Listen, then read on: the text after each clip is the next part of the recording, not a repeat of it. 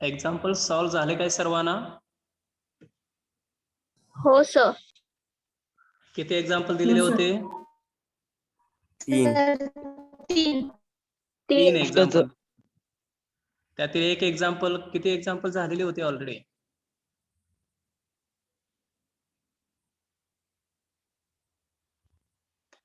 Example आपण regular मध्ये काल सॉल्व्ह केलेले त्यातले एक्झाम्पल होती काय त्यामध्ये?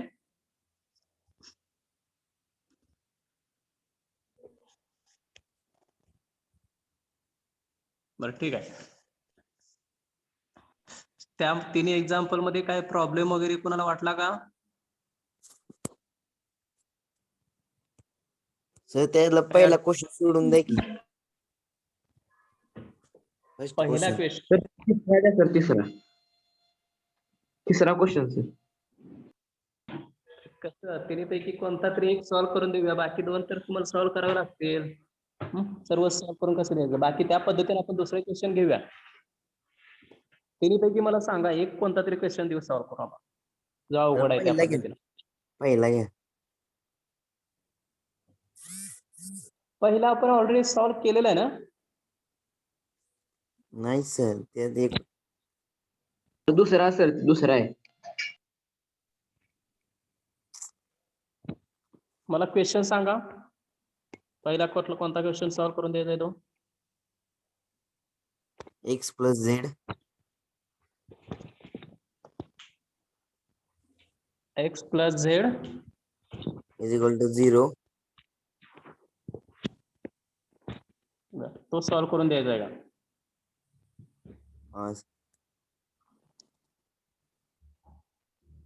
X plus z equal to 0. दुसरा काय होता? 2x प्लस 3y हा प्लस 3z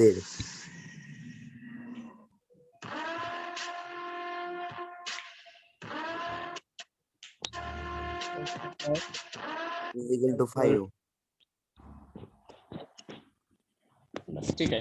हा क्वेश्चन सर्वांनी बघा, त्यांचा झालाय, त्यांनी चेक करा फक्त. आता पहिल्या इक्वेशन मध्ये कोणता व्हेरिएबल नाहीये यामध्ये? Y table. मग त्या वायच्या ठिकाणी आपण काय घेतो? 0 बरोबर आहे. आणि ती वायची टर्म ही दुसरी टर्म असते, त्यामुळं दुसऱ्या ठिकाणी आपण इथं 0y टाकतो आणि पुढं प्लस झेड इक्वल टू 0. म्हणजे एक्स आणि झेडच्या मध्ये आपल्याला इथं y टाकायचा आहे आणि तोच y आपण इथं 0y करून टाकला. दुसऱ्या इक्वेशन मध्ये तिन्ही व्हेरिएबल आहेत, त्यामुळे त्यामध्ये टाकायची गरज नाहीये. तिसऱ्यामध्ये झेड नाहीये. झेड नाही, बरोबर आहे. आणि झेड हा कितवा व्हेरिएबल असतो? तिसरा व्हेरिएबल असतो. म्हणजे तिसऱ्या ठिकाणी आपण इथं 0z टाकणार, विच इज इक्वल टू 5. या पद्धतीने आपले 3 इक्वेशन्स तयार होतात. आणि आता डी इक्वल टू आपण फाइंड आउट करणार. एक्स चे कोएफिशिएंट, वाय चे कोएफिशिएंट, चे कोएफिशिएंट, 3 कोएफिशिएंट मिळून व्हेरिएबलचे डी तयार होतोय. सांगा डी. मग पहिला 1 कॉलम 0 3 3 1 0 1 3 0. या पद्धतीनं डी डिटर्मिनंट मिळाला आपल्याला. आता आपण तो डी डिटर्मिनंट सॉल्व्ह करूया row column wise. D equal to पहिला एलिमेंट कोणता इथं? 1 आणि 1 असं 3 3 3 0.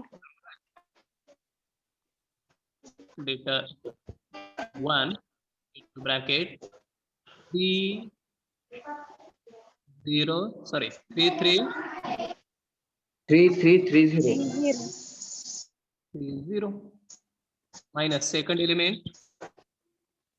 0. -0. 2130. सोडला तर 2310. सर 2310. हो सर. हा तिसरा +1 2313 +1 2310 प्लस तिसरा एलिमेंट कोणता आहे? +1 2133. 2133 बरोबर आहे का लिहिलेलं आता? नाही सर. अरे आवाज सगळे बंद करा माईक सगळ्यांचे. 2313 आहे. 2 च्या पुढे 3.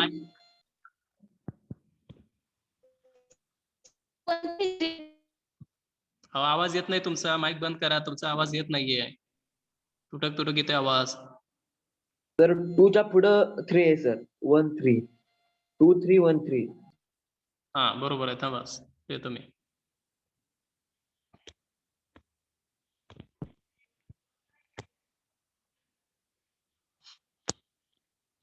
To 313 equal to simplification. आता क्रॉस मल्टिप्लिकेशन, हे सर्व क्रॉस मल्टिप्लिकेशन करायचं आहे आपल्याला. 1 इंटू क्रॉस मल्टिप्लिकेशन 0 मायनस. -9. आता दुसरी व्हॅल्यू ही त्याच्या बाहेर इथं 0 आहे. 0 न कोणत्याही डिटर्मिनंटला किंवा कोणत्याही व्हॅल्यूला मल्टिप्लाय केलं तर ते 0च येतं. त्यामुळं तिथं आपण डायरेक्ट 0 लिहिलं तरी चालतं. पुढची टर्म आता 1 इंटू 6 मायनस -3 म्हणजे 1 इंटू ब्रॅकेट मध्ये -9 प्लस 1 इंटू ब्रॅकेट मध्ये 3.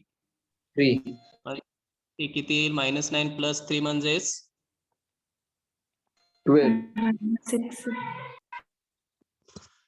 12.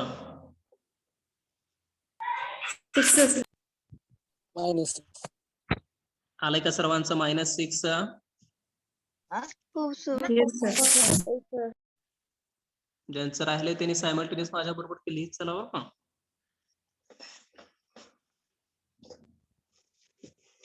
हा डी मिळाला आपल्याला. आता dx काढायचा आहे.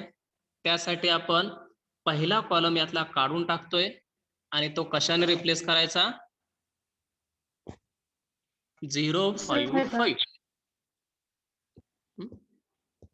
त्या पद्धतीनं रिप्लेस करून मला सांगा. तो डिटर्मिनंट सांगा पुढे आता. dx इक्वल टू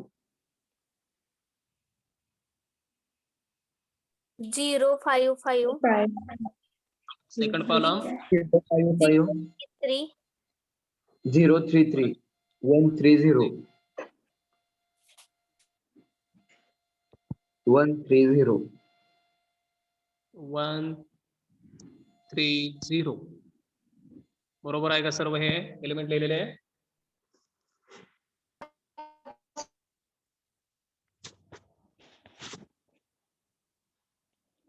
ठीक आहे. आता तुम्ही ही पहिले दोन्हीही एलिमेंट 0 आहेत. तुम्ही काही वेळा जर लक्षात येत असेल तर तिसरी व्हॅल्यू फक्त जी 1 ची आहे ती व्हॅल्यू कशी असते व प्लस असते का मायनस असते? तिसरी व्हॅल्यू लिहिताना प्लस असते. प्लस असते. म्हणजे +1 आणि त्याचा मायनर रो आणि कॉलम हाईड करून तेवढंच एलिमेंट जरी लिहिला तरीही डायरेक्ट चालतो लगेच तुम्हाला. कारण हे दोन्हीही व्हॅल्यू ह्या 0 आहेत. 0 आल्यामुळे त्या दोन्हीही व्हॅल्यू 0 होत जाणार. त्यामुळे डायरेक्ट +1 तो रो आणि कॉलम जर हाईड केला तर आपल्याला काय मिळेल? 53 आणि cross multiplication 1 into 15 plus 50 minus 15 -50 15 which is equal to zero. त्या सर्वांचं झिरो. हो सर. dx लक्षात आला तुम्हाला? ते वरचे दोन एलिमेंट झिरोच आहेत ना? हो सर. हा, त्यामुळं तिसरी व्हॅल्यू फक्त आपल्याला घ्यायची, ती व्हॅल्यू आपण लिहिली. लिहून झालं सर्वांचं dx. हो सर. आता dy लिहूया.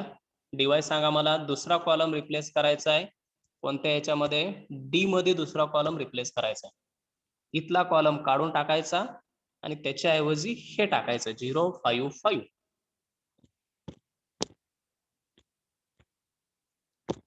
सांगा. dy is equal to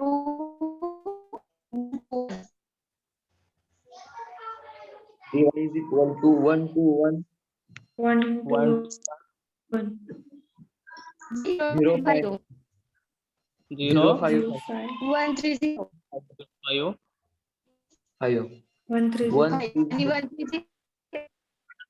3 1 0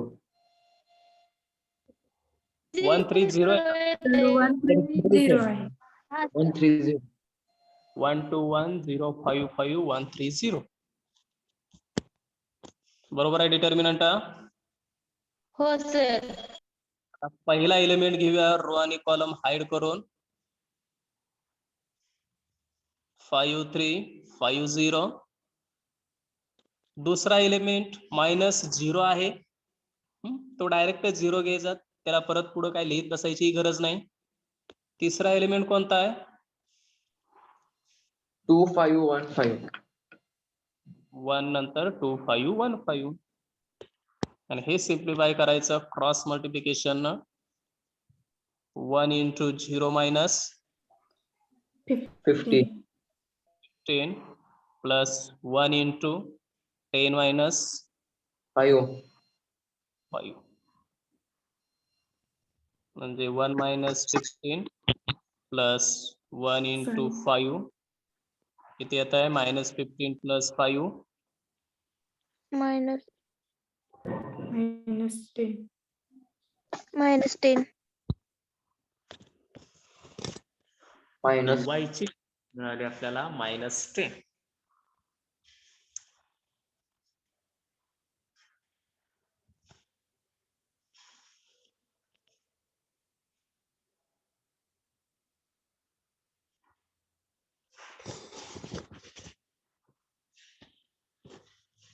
झाले सर्वांचं?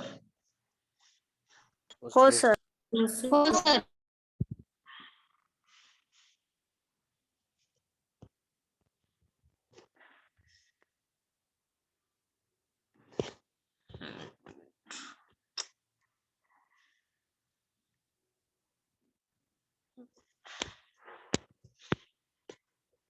ठीक आहे. नेक्स्ट आता dz काढूया. dz इक्वल टू तिसरा कॉलम रिप्लेस करायचा आहे आपल्याला. 1 to 1. 1 to sir. 1 1 to 1 पहिला कॉलम. 0 3 3 0 दुसरा. 3 3 दुसरा कॉलम. 0 5 5 0 5 5. तिसरा कॉलम. ओके. आता परत हे सॉल्व करूया. परत पुढच्या दोन्ही रो मध्ये कसे आहेत? एलिमेंट्स 0 0 आहेत. 0 म्हणजे आपल्याला ते लिहायची गरज आहे का हो? नाही सर. गरज नाही. पहिलाच एलिमेंट तेवढा लिहायचा 1 आणि तो रो आणि कॉलम सोडून राहिलं काय? 3 5 3 5 3 5 3 5. दुसरे एलिमेंट लिहायची गरजच नाहीये. हे पुढचं हे 0, पुढचं हे 0च असणार आहे. ते 0 0 लिहा किंवा नाही लिहा. आता हे सांगा 15 मायनस 15 minus 15 म्हणजे 15 किती minus आलं? is equal to 0. 0 0 dz is equal to 0 equal to 0 आलं. व्हॅल्यू सांगा मला. डी ची किती आली value? -6. Sir. Next, Zero. X ची 0. 0 dy -10. -10. -10 dz. Zero. 0. ठीक आहे.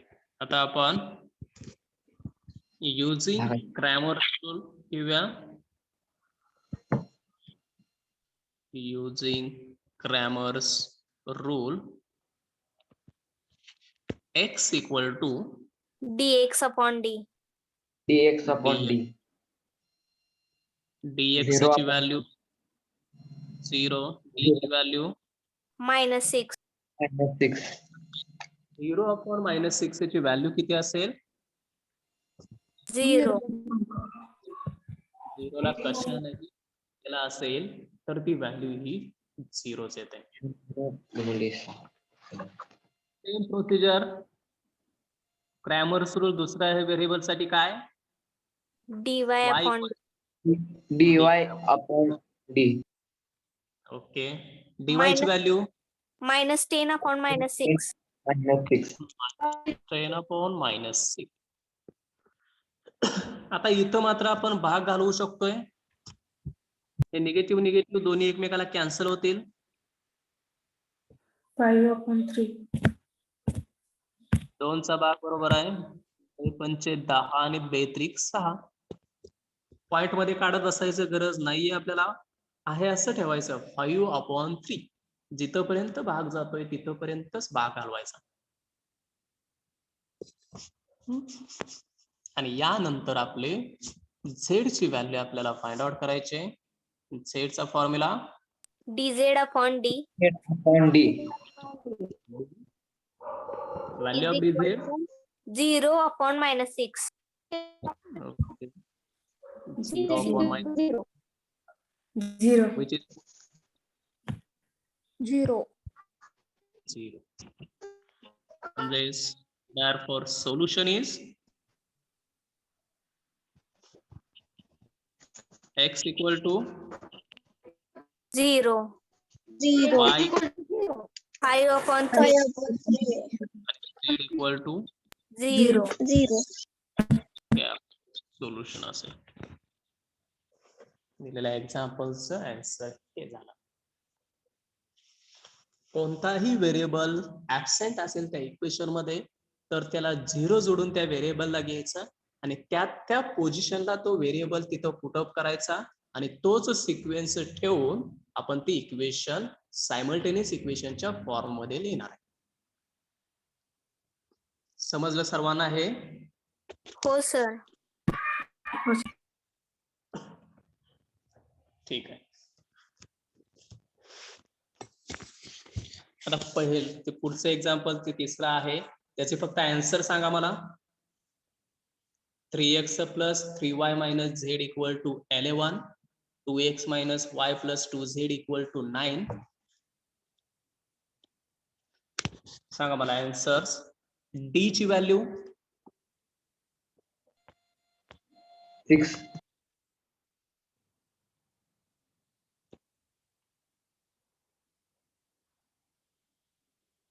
कोणता क्वेश्चन दिलेला होता तुम्हाला? तर d ची व्हॅल्यू 6.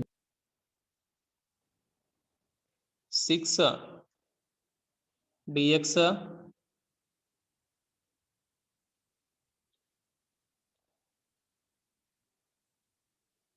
काय झालं?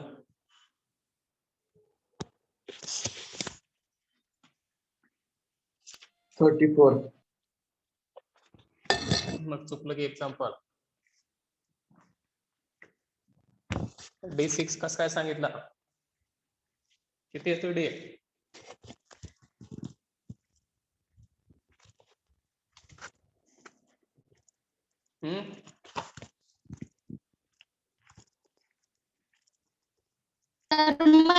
-22.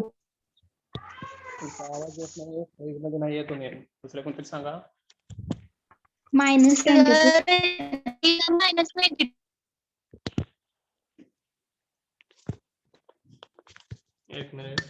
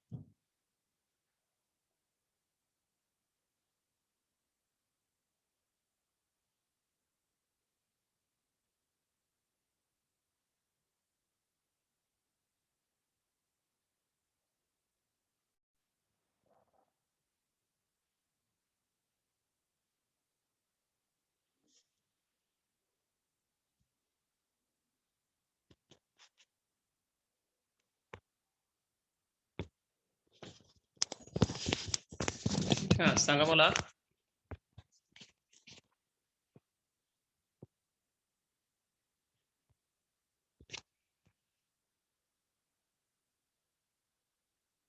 आवाज येतोय का?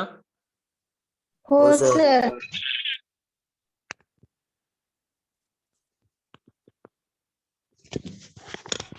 डी ची व्हॅल्यू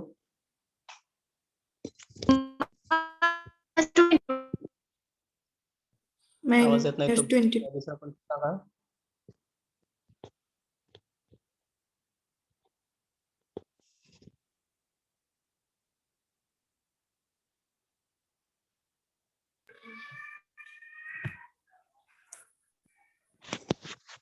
कोण सांगते?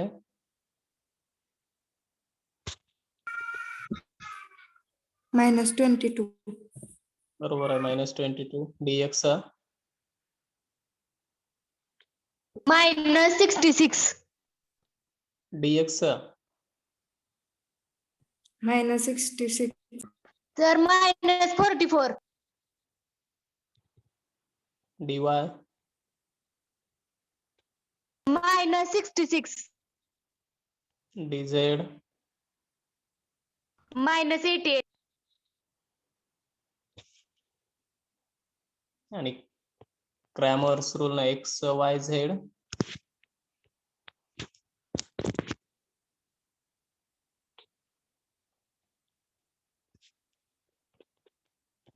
आले का सर्वांचे हे? हो सर. हो सर. यामध्ये कोणाचा काही प्रॉब्लेम आलाय का? No, sir. तरी सोडून नाही गणित. चुकलंय सर माझं. तर ठीक आहे, सॉल्व्ह करूनच देऊ.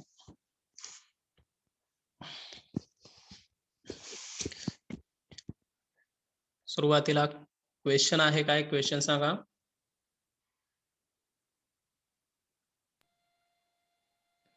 Three x plus 3y minus z is equal to 11. Second 2x minus y plus 2z is equal to 9. Third 4x 4x plus 3y plus 2z is equal to 25.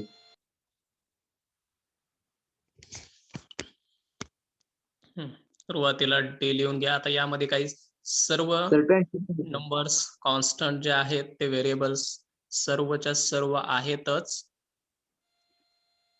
Sir 3 2 4 2z 3 minus 1 2 25. Sir 2z minus minus 1 20. 2 2z सांगितलं minus काय सांगितलं 25. सर्वांना मी. Sir हा. खायच्या जागी. 25 आहे का? हा सर. हा. हा डिटर्मिनंट बरोबर आहे का?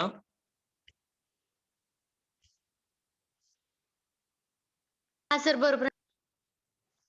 Row column Minus. हाईड करून प्रत्येकाने घ्या आता तो एलिमेंट, त्याचा रो आणि कॉलम हाईड करा.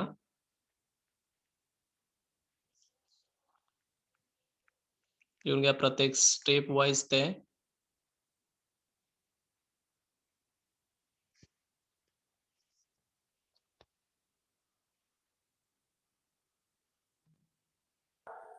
-2 minus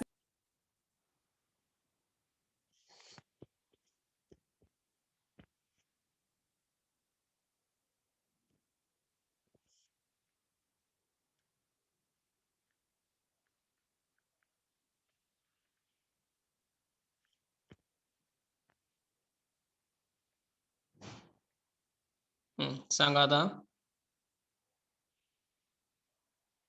-22. -4.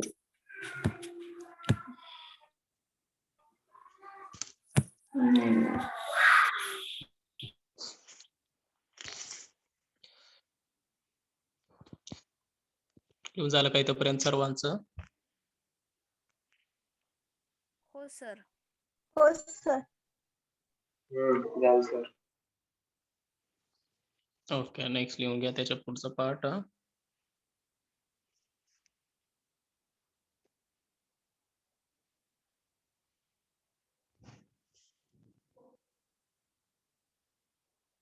-24 plus 12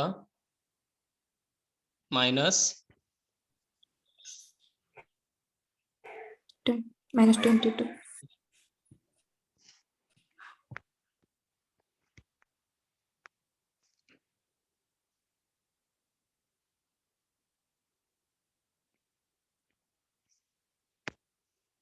सांगा किती येते Minus 22. Minus 22. ओके डी ची व्हॅल्यू -22.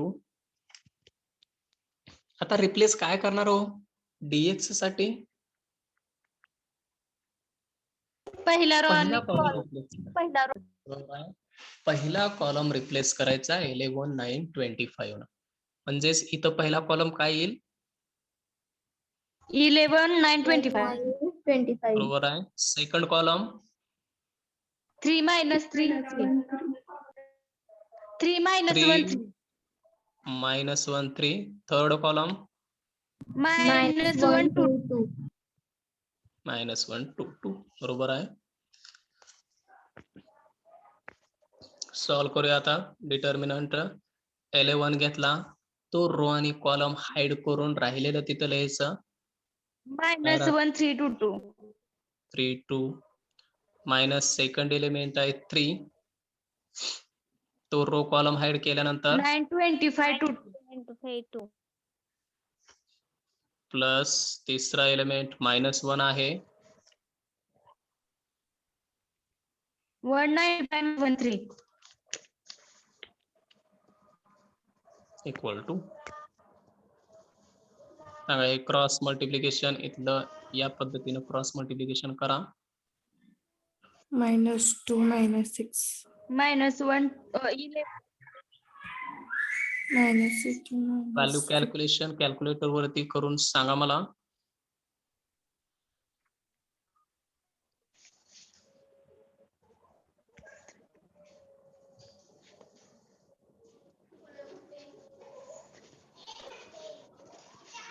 -15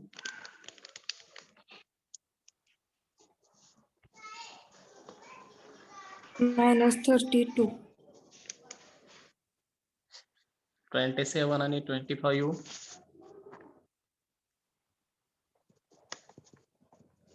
52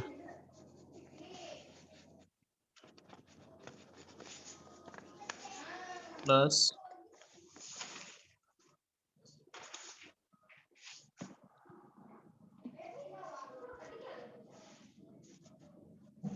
सांगा dx इक्वल टू minus 44 -44.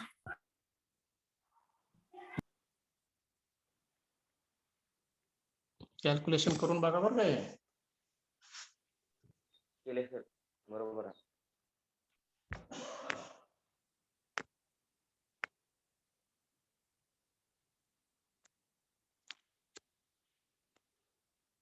इथे का सर्वांचं -44 कॅल्क्युलेटर वरती हो सर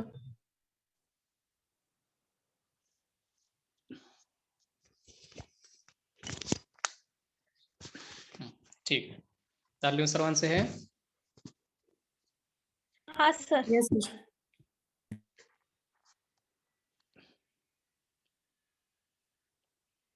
नेक्स्ट मग आपण dy फाइंड आउट करणार dy equal to second column replace करायचा आहे रिप्लेस करून सांगा मला सेकंड कॉलम 3 2 4 हा 11 9 25 आणि थर्ड कॉलम minus 1 2 2 -1 2 2 तर हे सॉल्व करूया पहिला एलिमेंट घ्या 3 तो Is रो equal- आणि कॉलम केल्यानंतर second element minus 11. 11 2 4 Okay. 2 third element plus minus 1 हा 2 4 9 25 या पद्धतीने सर्व एलिमेंट आपण लिहिले आता क्रॉस मल्टिप्लिकेशन यांचं घेऊया इथं क्रॉस तिन्ही ठिकाणी क्रॉस मल्टिप्लिकेशन 18 minus 50 इथं येईल -1 50 minus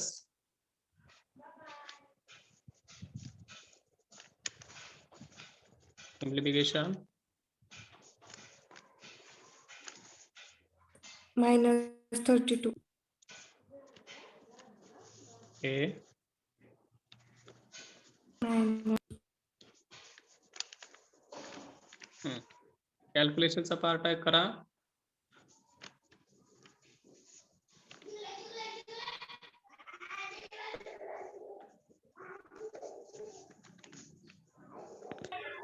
minus 66.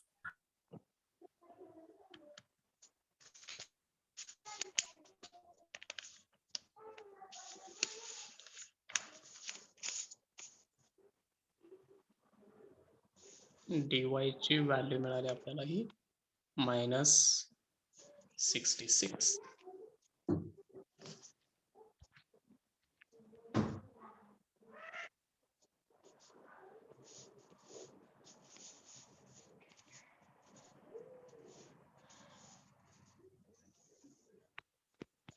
झालं सर्वांचं? Yes, हो sir. सर. सर dz साठी लिहा आता मग तिसरा कॉलम रिप्लेस करून सांगा मला. सर 3 2 4 3 2 4 3 minus 1 3 हा 11 9 25. ओके. शेवटची dz ची टर्म आहे आपली solve करा प्रत्येकाने.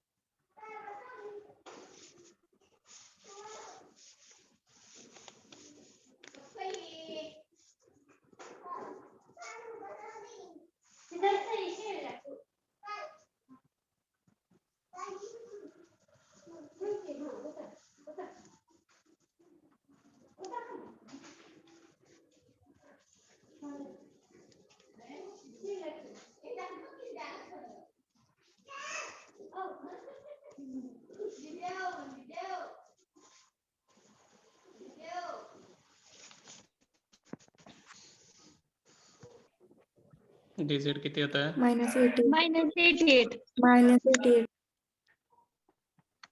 कॅल्क्युलेशन करून बघा बरं का हे. हो sir.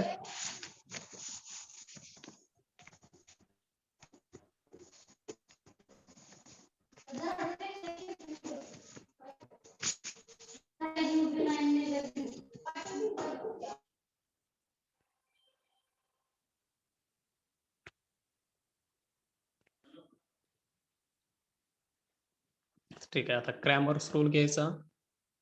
Bye using Cramer's rule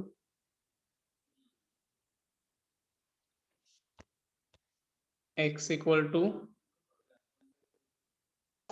dx upon dx ची व्हॅल्यू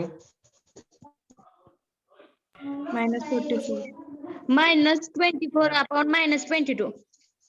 व्हॅल्यू काढलेले आहेत ते व्हॅल्यू सर्व टाका आणि कॅल्क्युलेटर वरती तुम्ही व्हॅल्यू पुटअप केल्यानंतर आपल्याला व्हॅल्यू मिळेल त्याची पहिली व्हॅल्यू 2. 2 त्यानंतर y ची व्हॅल्यू असते 3 dy ची व्हॅल्यू किती काढली आहे? minus D 60 ची minus 66 22 बरोबर आहे. minus हो. 22 y is Three. आणि equal to Z 3. साठी dz upon d value minus 88 minus 28. आणि किती मिळेल Z ची व्हॅल्यू? 4 4. म्हणजे The solution. त्याचं सोल्युशन मिळेल आपल्याला x is equal to 2, y y is equal to 3, z is equal to 4. या पद्धतीने त्याचं सोल्युशन मिळेल.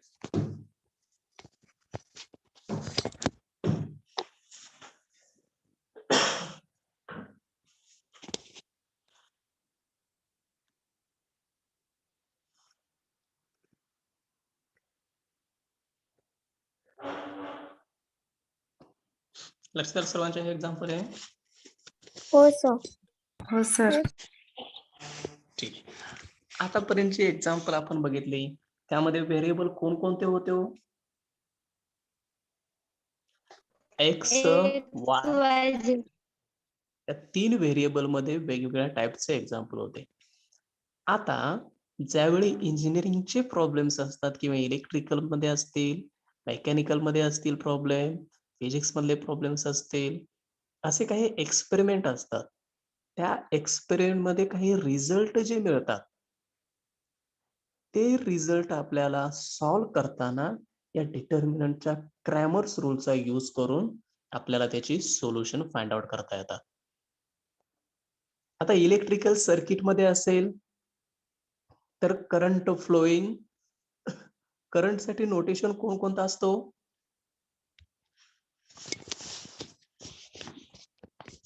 करंट साठी नोटेशन आय नोटेशन असतं करंट साठी. व्होल्टेज साठी काय असतं?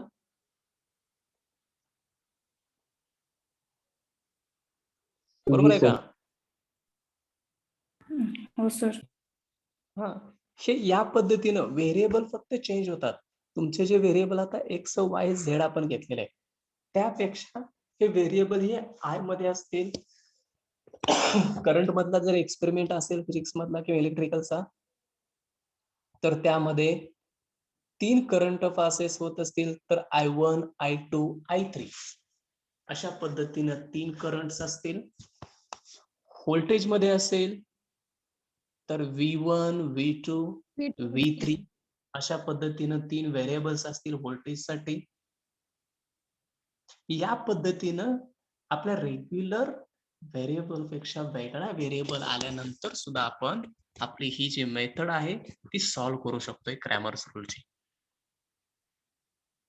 आता एक्स वाय झेड होतं, त्यावेळी एक्स इक्वल टू व्हॅल्यू काय होती हो?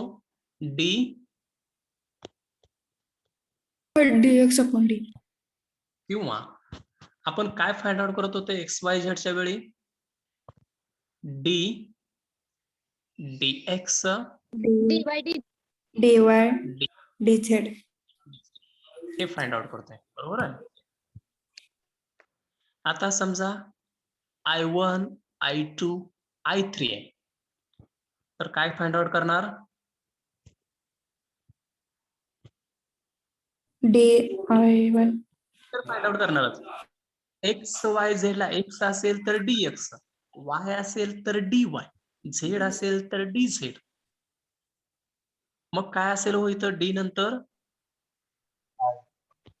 di1 असेल का? इथला जो एक्स हो तो सर आपण डी सफिक्सला इथं लिहिलेला आहे. इथला वाय आपण डी च्या इथं सफिक्सला लिहिलेला आहे. झेड आहे तो इथं डी च्या खाली लिहिलेला आहे. तसंच इथं लिहायचं डी आहे. पुढचा वेळ काय असेल? di2 बरोबर आहे. पुढं di3 di3. या पद्धतीने आपल्याला 4 डिटर्मिनंट काढायचे असतात. समजा व्हेरिएबल V1, V2, V3 असेल तर सांगा कोणकोणते डिटर्मिनंट काढायचे? d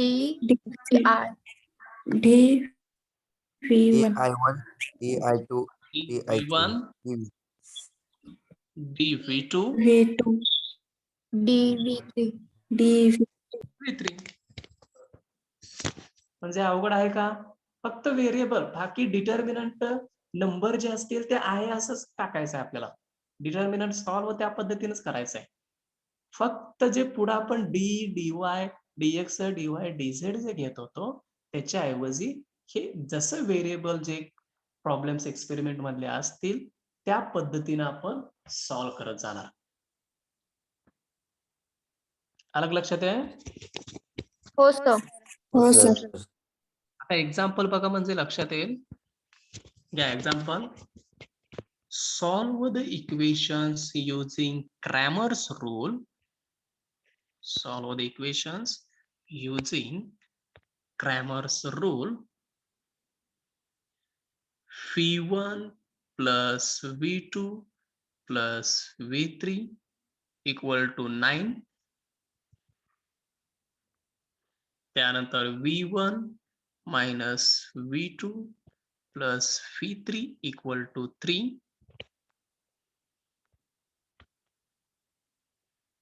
आणि तिसरं इक्वेशन दिलंय तुम्हाला V1 plus V2 minus V3 equal to 1.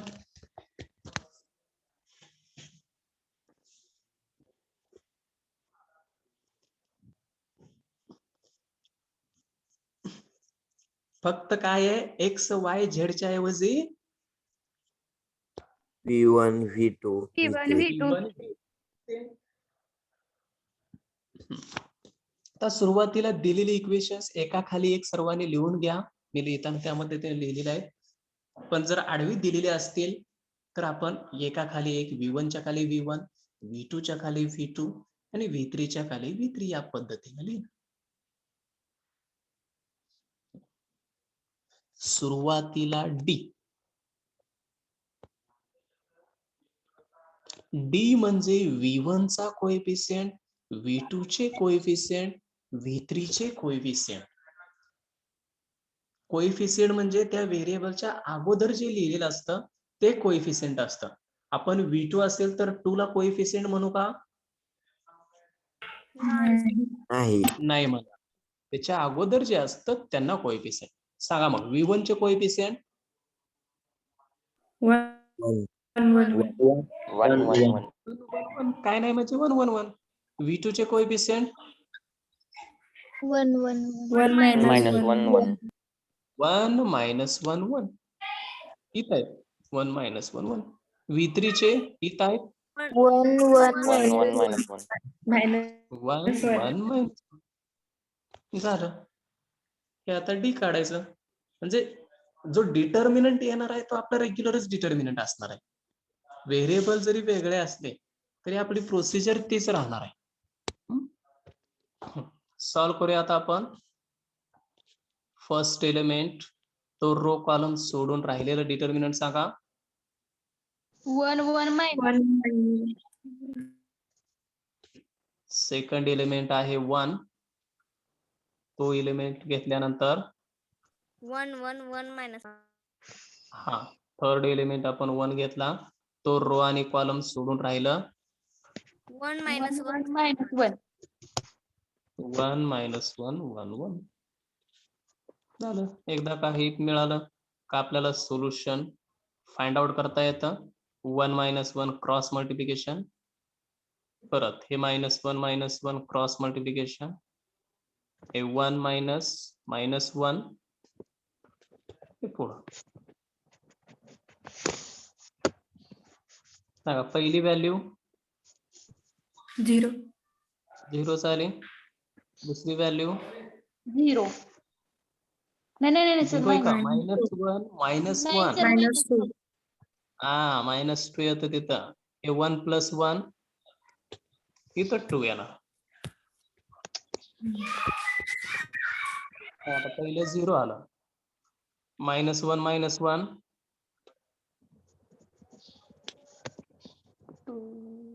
म्हणजेच आपली व्हॅल्यू किती आली डी ची 4.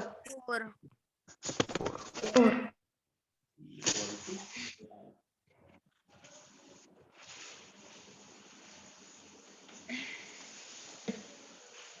V1 V2 V3 चे कोइफिशियंट घेतले आणि मी सिम्प्लिफाय केलं, डी ची व्हॅल्यू 4 आली.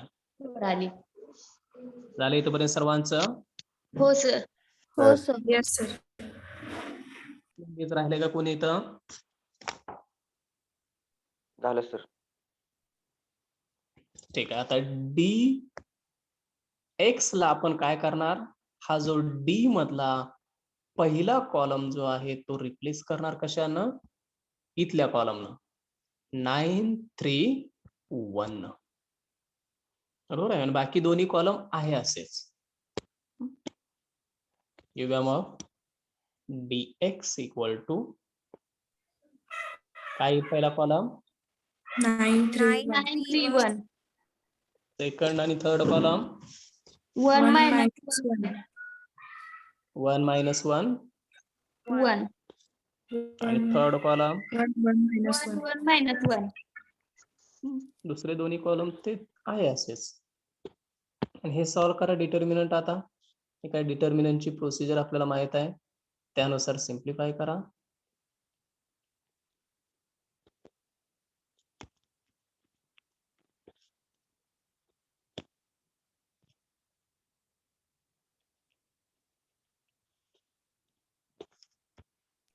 सर हम्म सर तिथं dx च्या ऐवजी dv1 लिहिता नाही का येणार? हा बरोबर आहे, तेच करायचं आपल्याला इथं. इथं जे आपण कोणत्या व्हेरिएबल मध्ये आहे, dv1. DV1. dv1. बरोबर आहे. मग या पद्धतीनं करायला पाहिजे आपल्याला. dv1 काढायचं आहे, dv2 काढायचं आहे, dv3 ही काढायचं आहे, आणि त्यानंतर क्रॅमर्स रूल आपण यूज करणार आहे. आता सिम्प्लिफाय करा सर्वांनी.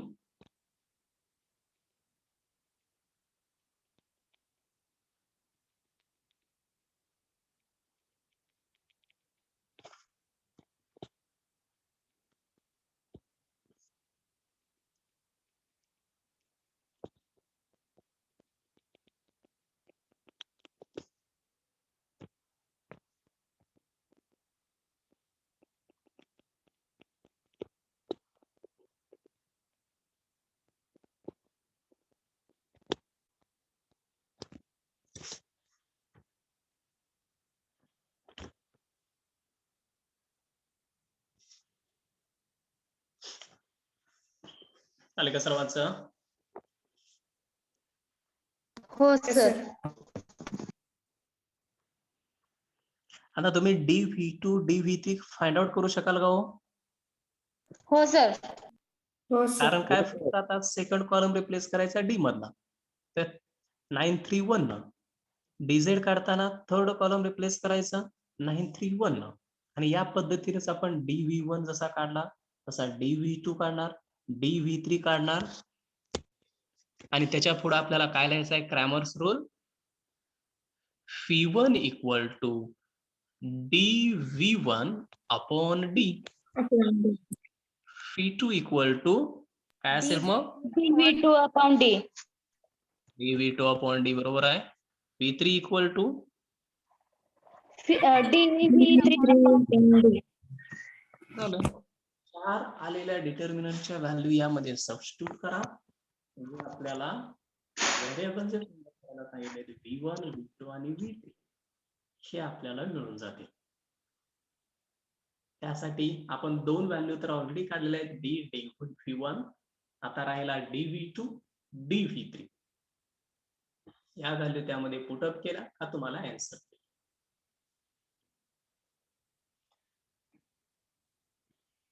जर तुम्हाला हे v1 v2 v3 अशा पद्धतीने जर लक्षात येत नसेलच, तर एक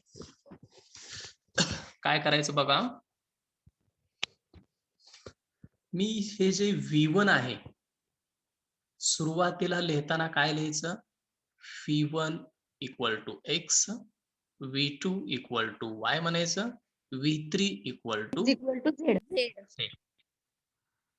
अशा पद्धतीनं सुरुवातीला late v1 x v2 y v3 z म्हणायचं, आणि पूर्ण जी इक्वेशन आहेत ती x y आणि z मध्ये याच्यामध्ये सर्व इक्वेशन्स लिहून घ्यायची.